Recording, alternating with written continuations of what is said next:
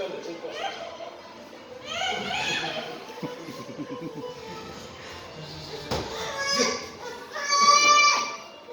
Sen bana domik o yaptın seni ki.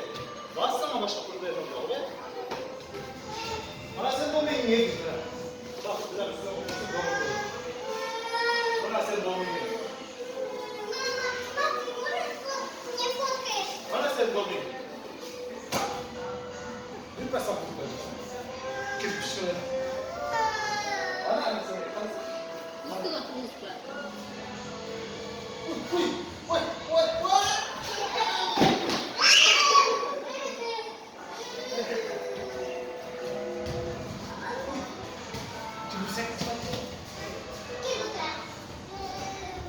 Suka saya kentak main secara langsung.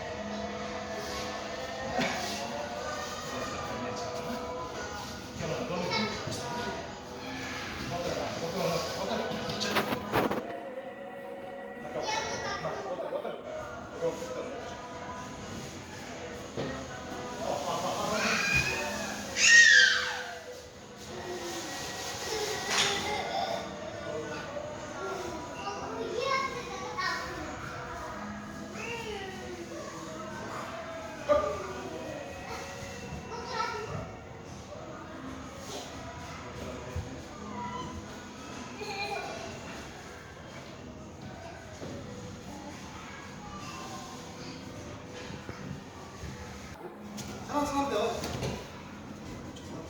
Aksi bayağı da. Yemek toplayız mı?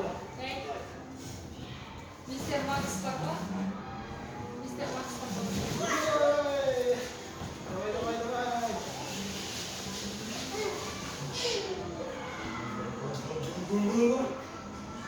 Max.